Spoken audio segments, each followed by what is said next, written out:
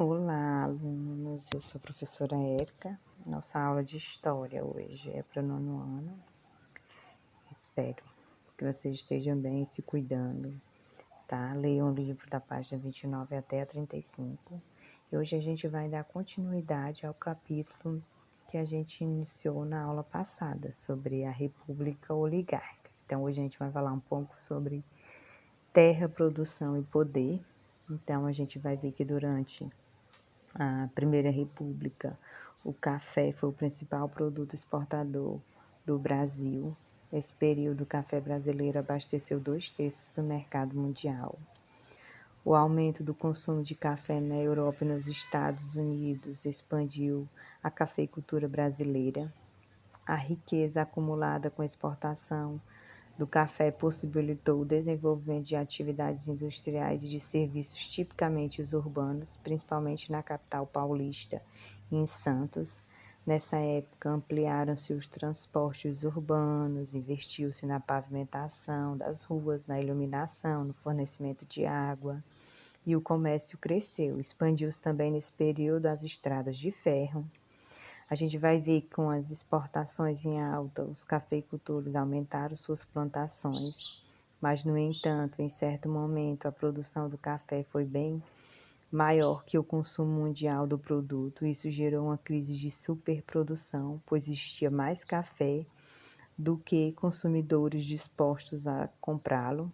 Então, os estoques ficaram imensos do produto e os preços, tá, baixaram. E aí a gente vai ver que em 1906 os cafeicultores de São Paulo, Minas Gerais e Rio de Janeiro se reuniram para solucionar a crise da produção, e nesse encontro foi realizado um acordo entre os produtores e o governo federal, que ficou conhecido como o Convênio de Taubaté. De acordo com o convênio, em épocas de superprodução, o governo adotaria uma política de valorização do produto. Assim, todo o café excedente seria comprado pelo governo e estocado para ser vendido quando os preços subissem, tá bom? Para comprar o café, o governo precisaria fazer empréstimo no exterior. A proposta foi colocada em prática, tá? Essa proposta garantiu lucro para os cafeicultores, só que os estoques do governo aumentavam ano após ano e nunca surgia oportunidade para vender o café. Isso tornou um problema aos cofres públicos. Os produtores, por sua vez, eles investiram seus lucros, né, em mais plantações de café, já que a venda do produto estava garantida pelo governo, tá bom? Outra fonte econômica do país nesse período, além do café, foi a borracha, que se destacou na economia brasileira na Primeira República, tá? Produzida com látex extraído das seringueiras, a borracha tornou-se um produto de grande procura nos países industrializados, sendo utilizada especialmente na produção de pneus. A maior reserva de seringueiras do mundo estava na Amazônia. Naquele período, o Brasil passou a suprir quase toda a demanda mundial por borracha.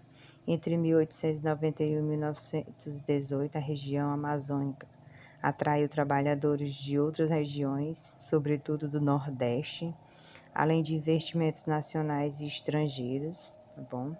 A gente vai ver que as cidades como Manaus e Belém, nesse período, viveram uma época de esplendor e crescimento, mas logo os problemas começaram a aparecer. A borracha brasileira teve dificuldade para concorrer com a borracha das colônias inglesas do sudeste da Ásia, que chegou a abastecer cerca de 65% do mercado mundial em 1915. Esta situação se reverteu apenas durante a Segunda Guerra Mundial, quando a procura cresceu e os produtores brasileiros voltaram a exportar o produto em maior escala. Outro tema que a gente vai falar é sobre a imigração. Nesse período, então, a gente vai ver que entre 1890 a 1930, calcula-se que cerca de 3,5 milhões de europeus e asiáticos imigraram para o Brasil. Eles vieram para o país buscando trabalho, melhores condições de vida e talvez o sonho de enriquecer. A maioria desses imigrantes foram trabalhar nas lavouras do café e a minoria nas indústrias, no comércio e no setor de serviços. A gente vai ver que o estado de São Paulo recebeu aproximadamente 57% do total desses imigrantes, mas o que explica essa força de atração exercida por São Paulo? A gente vai ver que São Paulo, né, ele teve uma política de incentivo à imigração, né, e aí teve propagandas no exterior com concessão de passagens, alojamento para os trabalhadores nos primeiros dias após a chegada. Também a gente vai ver que a expansão das plantações de café no estado, né, precisava de mão de obra mais barata. Então, por isso que eles influenciaram, né, e incentivaram a imigração para a região. A gente vai ver que a vinda de imigrantes trouxeram mudanças, principalmente no Sudeste e no Sul. Nos hábitos, os imigrantes transformaram a alimentação, a moradia, a rotina de trabalho, né, dos brasileiros. Então, a gente vai ver que o contato cultural entre esses diferentes países fez, né, bastante mudanças nas questões de hábitos alimentares, moradias, rotinas de trabalho. Outra forma de trabalho durante esse período, a gente vai falar sobre os negros, né, os trabalhadores negros, que após a abolição da escravidão mantiveram-se nas mais diversas atividades produtivas. Eles tornaram-se assalariados, trabalhando tanto no campo quanto nas cidades, tá bom? Conviveram em vários lugares com imigrantes que chegavam ao país. A gente vai ver que a inserção dos negros no mercado de trabalho foi dificultada pela ausência de políticas públicas voltada a essa população após a abolição. Homens e mulheres negros não foram compensados pelos danos causados pela escravidão e os governos republicanos não se empenharam em promover o acesso dos negros à educação, à terra, tá bom? Além disso, os negros enfrentaram racismo que prejudicava a integração, à cidadania e ao mundo do trabalho. Outro tema que vale ressaltar nesse período também é a questão da industrialização e da urbanização. A gente sabe que atualmente a atividade econômica do Brasil é diversificada tanto em serviços quanto na produção de bens industriais e agropecuários. A gente sabe que, de acordo com o censo de 2010, podemos dizer que de cada 100 brasileiros, 84 vivem em cidades, então a gente tem maior número de pessoas morando em cidades, tá bom?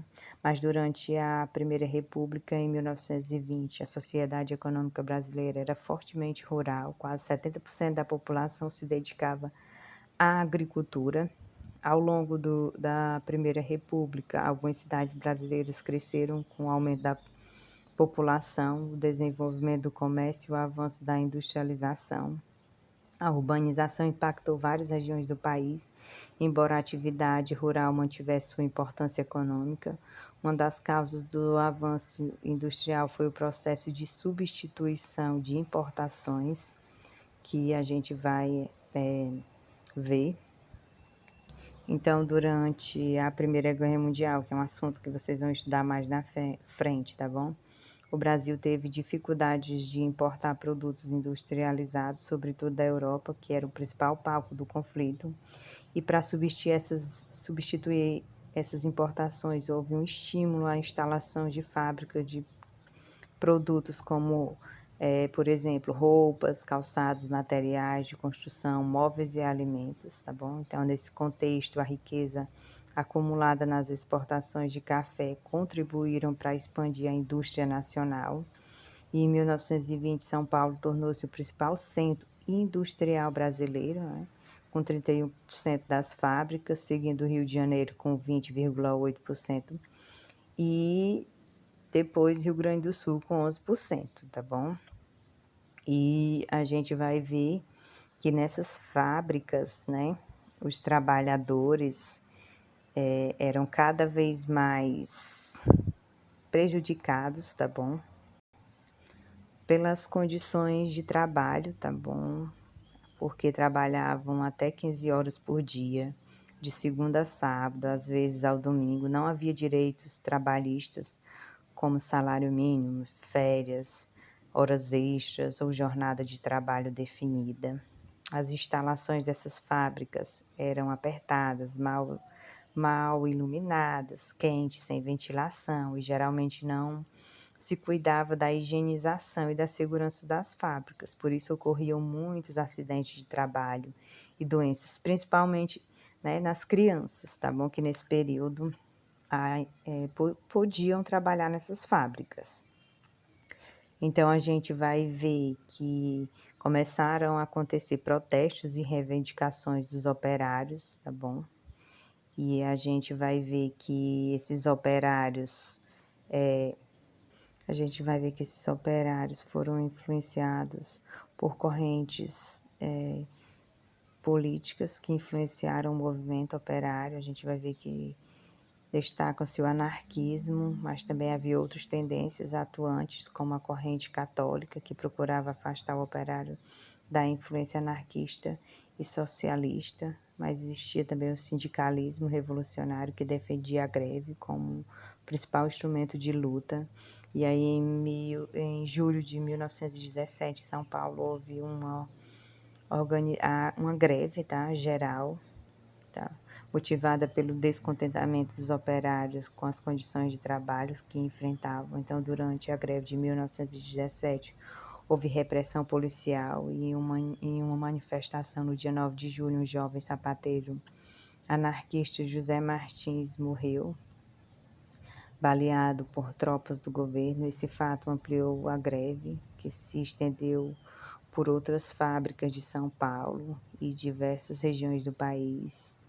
O enterro de Martinez se transformou em uma grande manifestação contrária à violência policial empregada contra os grevistas, tá bom? Então, dezenas de fábricas tiveram suas atividades paralisadas e em 12 de julho, padeiros, leiteiros e funcionários de companhia de iluminação de gás também aderiram a esse movimento e a cidade de São Paulo amanheceu sem leite, sem pão, sem energia, transporte público.